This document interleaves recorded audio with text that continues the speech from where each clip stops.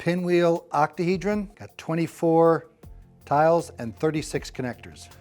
So we're gonna make 4 tile connectors out of these, and we're gonna do so not monochromatically this time, but each one being 2 different colors. So I'm gonna do this as I did before, making sure that they're all going to the right by having the tile oriented to me that I start off with, top and bottom closest, and I'm gonna put the connector on the right side, my right side, okay? So we're gonna go black and green will be one combination, okay? And it'll alternate black, green, black, green.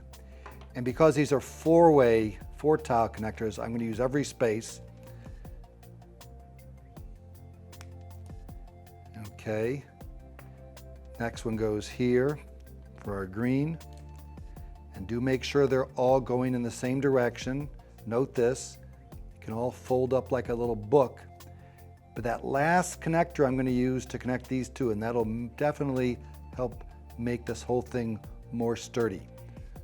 Connecting the last tile to the first one, okay? So there's one. I'm going to go ahead and make the remaining, what do you need? 5 more of those, okay?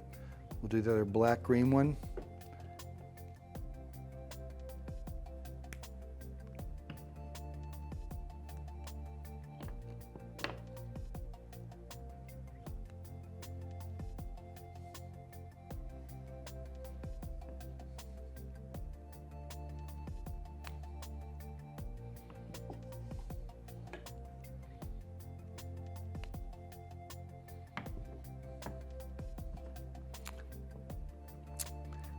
Now we're going to do a purple-yellow combination.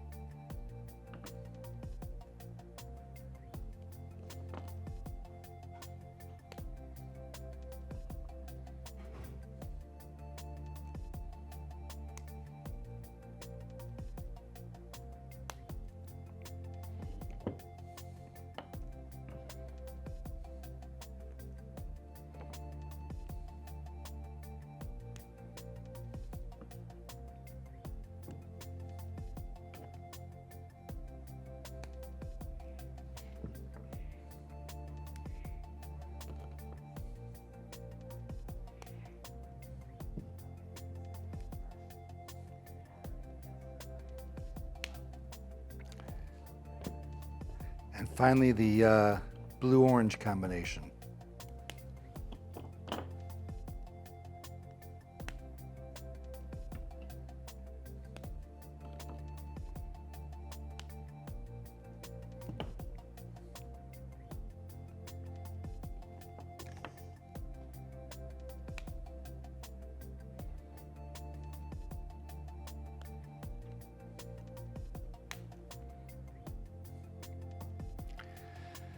Okay, so I've got 5 of my 4 tile pinwheels made. I'm going to make this last one, and then we'll put the whole thing together to make our pinwheel octahedron. Again, I've been always putting the top and bottom corners to me, and I put the first connector on the right, and that's what's going to ensure these are all spinning the same way, because I've done that every time. Make sure they're spiral connections. And you've noticed how these all alternate, blue, orange, yellow, purple. Right there is a good example of what not to do. See how that is a zigzag connection? So I'm going to turn this 90 degrees. There's what I want.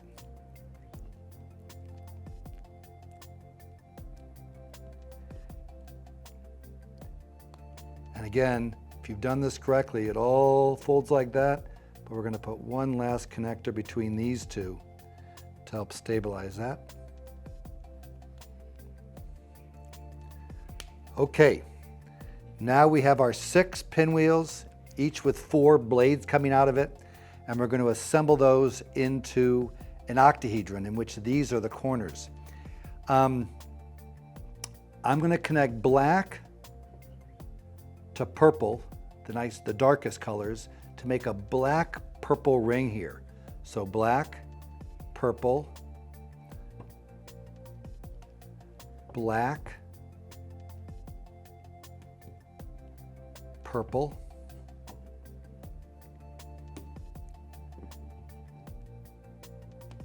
okay, and finally we're going to connect these two here. Please notice something. I'm always taking the edge that's opposite where the hinges are for these connections. I'm not connecting it along the adjacent sides. It's the opposite edge every time. And that gives me, look what you got right there, a purple, black, purple, black, purple, black flexi loop, right? Spiral flexi loop. Well, I'm going to make flexi loops going this way as well with my yellows and oranges by putting the orange right across the top here.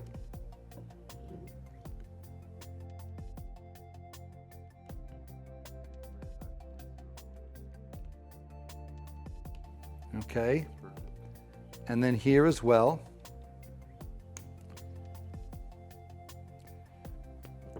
And I might as well make these connections at the same time, the blue to the green, my kind of mid-range colors. Blue, green, blue, green.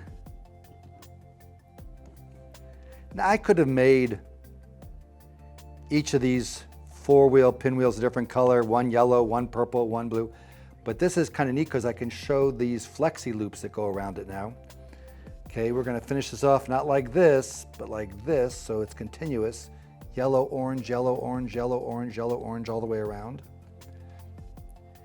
And so this shows us that this pinwheel octahedron is actually 3 overlapping, intersecting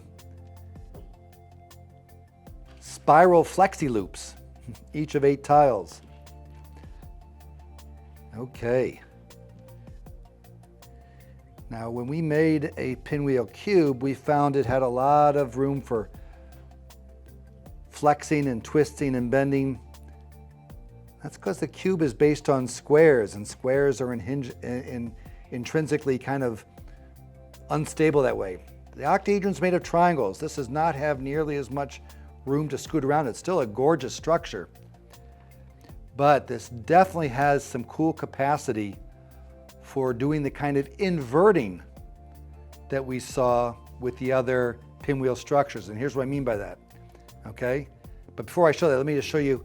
There's the flexi loop, black, purple, black, purple. Here's the blue, green, blue, green.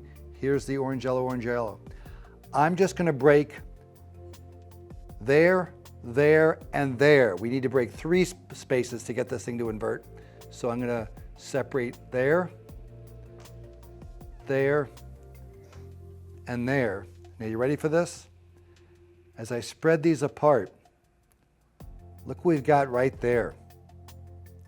Isn't that gorgeous?